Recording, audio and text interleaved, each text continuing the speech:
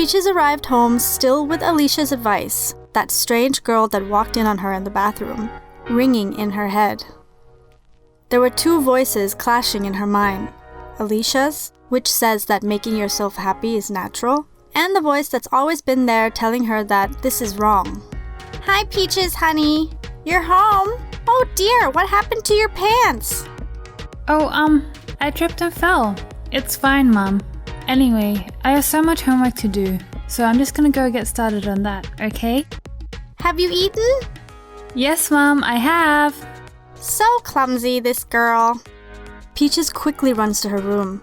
She knows that if she stays there any longer, her mom would ask even more questions.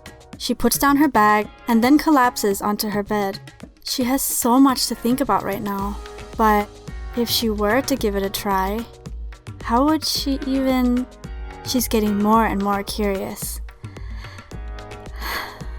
Why not, right?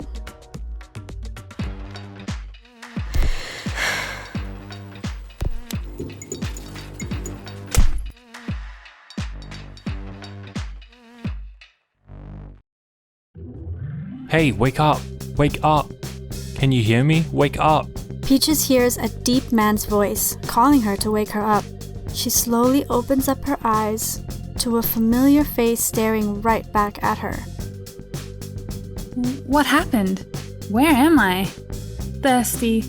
I'm so thirsty. So he grabs a bottle of water near them and gives it to her. When she starts to feel better, she slowly gets up, but everything was spinning and she was very confused. I have no idea either what happened. I woke up and you were laying right next to me. Peaches and James got up and looked around at their surroundings. They were both in a bright, white cube-shaped room that was completely empty, except for the two of them and a strange-looking door. Peaches tries to open the door. Why isn't this opening? And then out of nowhere, a force coming from the door pushes her, making her lose her balance and almost falling backwards. The guy she was with runs to catch her, and then they both fall on top of each other. Hey, be careful! Peaches is surprised, not only from the force, but also because they were holding each other's hands. Peaches still remembers very well the feeling she had when he first touched her hand, so she knew immediately that he was the one that... Ouch! Ooh, that really hurts. You're okay, right? Oh, you're the one. Oh, I didn't introduce myself. I'm James. James Parkin. Peaches couldn't stop staring at him. She was stunned. Stunned because she realized that was him. That was the one who saved her. Are you okay? Why are you staring at me? Peaches had been staring at him for an uncomfortably long time. Oh, sorry. Yeah, I'm okay. Oh, are you okay? Suddenly, on one of the walls in the room, a projection of a magnificently stunning and mysteriously looking woman appears. Her eyes glistened like the sun over the ocean, but you can tell that she was very aware of her own beauty. She was staring straight down at them from the screen. The two were so intimidated, they could barely look at her. But they couldn't take it anymore. Excuse me, but who are you? Who am I? Who should I be? Let's just say that I'm the decider of your fate. Wait, what are we doing here? Why have you brought us here? What a temper on this boy. Playing with you is going to be a lot of fun. I've been so bored lately. So, who am I? I am Queen Alicia, the Queen of Unicorns. And this? Well, this is my beautiful baby kitty, Shisha. What the hell kind of weird trip am I in right now? Oh, handsome boy. You do ask a lot of questions, don't you? Okay, I'll tell you. You're both standing in the land of the unicorns, and you've both been chosen to test how in touch you are with your natural animal instincts. From this moment on, you'll have to fight for your survival on 4 different levels. If you succeed, you'll be able to leave this place and continue with your life. But if you fail, you'll be stuck here forever. And why would we do what you say? Why? I'm sorry, little virgin. Why, how could I have forgotten? It's the most important part. That refreshing water you both gulped down is filled with poison from the fur of my sweet little kitty Shisha. So now, the poison has ran through your veins and all over your body. And the only way to get rid of it is to survive until the last round. And then, just like that, the image of the queen disappeared. And the whole floor started shaking. And everything went dark.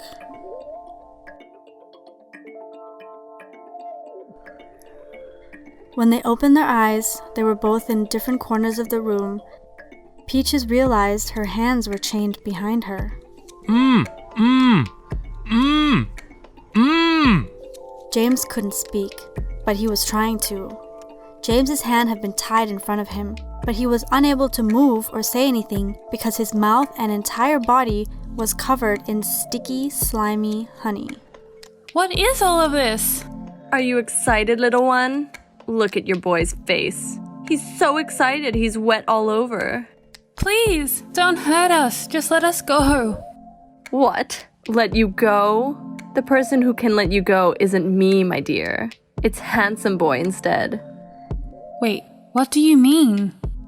I mean that the key to your freedom is with Sticky Boy over there, as he is the one holding your key. But where it is exactly, you'll have to find out for yourself by feeling your way around his body. What? How do you suppose I'll be able to find the key on his body, especially if my hands are tied behind my back? Whatever you can still move, that's what you should be using. Darn it, my mouth? That's right, little butterfly. Your mouth. You're going to have to use your mouth to lick and suck your way through the sweet, sweet honey from Handsome Boy's face and get the key from his mouth. I can't. I'm too shy. Peaches was already alarmed at what she had to do in just the first level. Well, I mean, it's up to you, but once I start the timer, my hungry little ant friends will come out and do it for you. She froze. No, she couldn't do it. She just couldn't. Not only is she a virgin, but she hasn't even kissed a boy. She never even thought about kissing a boy. What is she going to do? And start! The queen started the timer. Peaches looks at James, who's exhausted from struggling to be free and to breathe. Oh, little butterfly, I would hurry it up. The sticky honey won't get rid of itself. If you hesitate, my little friends are going to get a meal out of more than just honey. Alicia leans back. She's very relaxed, drinking a glass of wine as if she was watching Netflix. Okay, I don't have a choice. I have to do this. Peaches knew she had to do it for both of their survival, even if she was afraid. She took a deep breath in to collect as much focus and courage as she could gather, and then she crawled her way over to James and looked straight into his eyes. She bends down and places her lips onto his, trying her very best to suck the honey out. But because it was her first time, she was unsure and quite awkward. But the time and the ants were quickly getting closer and closer. She felt so frustrated and discouraged. But then in that moment, James gave her a look to show her he believed in her, so she got the courage to do it again. But this time, she leaned in and kissed him like she meant it, and it wasn't long until she got out the key. Once she was able to get the key, the honey melted off him, and the floor shook, and everything went dark again. Peaches and James opened their eyes to find themselves in a vast field of grass. But something was off. The trees and the flowers, they all had an unusual shape.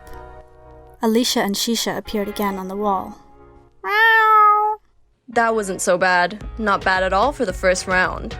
Alright, let's not waste any more time. What is going to be your next test, I wonder? Without hesitation, she whispered, Silencio. and then a white line floated out from James's neck and turned into a golden box in Queen Alicia's hands. James tried to speak, but no sound would come out of his mouth. Yep, in my hand is your voice box. And now, Flowioye. The box slowly floated up to the edge of the cliff behind them. The rules are very simple. What you will need to pass this level will be this set of wings and your hands, James. These wings have been made from the petals of the mecha flower, which you can see grows by the bottom of the cliff magnificently. The flowers have a magical power to make anyone be able to fly, but you'll have to do something to please it. All they need is a little tender loving care, just like my baby kitten. And inside the flower is also the key you need to pass this level, so you're gonna have to find a way to make them very, very pleased. You have just 3 minutes, or else the sunlight will come out and destroy your voice box.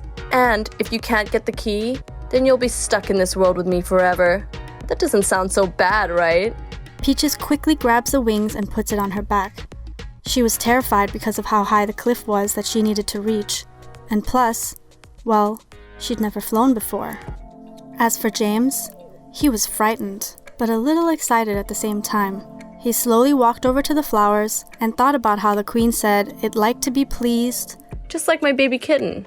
So he decided to try and pet it and gently rubbing it up and down. Peaches excitedly exclaims, Yes! because the wings started moving.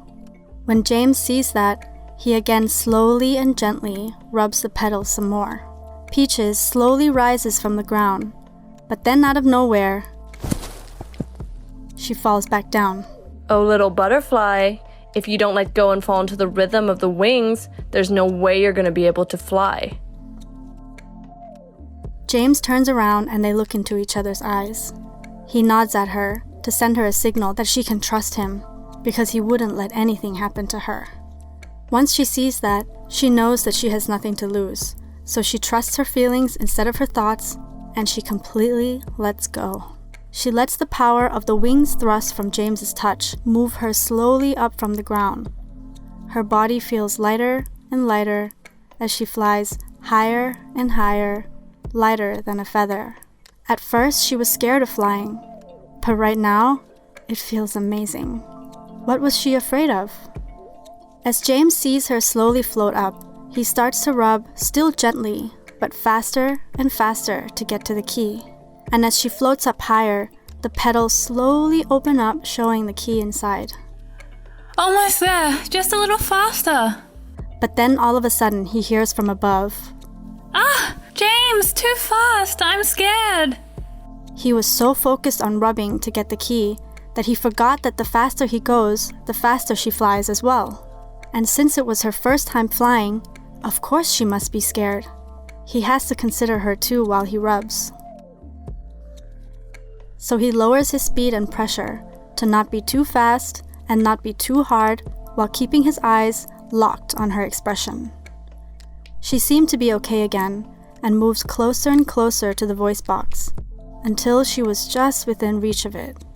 The flower petals suddenly blossom and make way for him to grab the key. But before he can grab the key from the center of the flower, he had to make sure that she was able to reach the voice box at the same time, otherwise she will fall. So he waited until she was able to grab the box, and then he grabbed the key.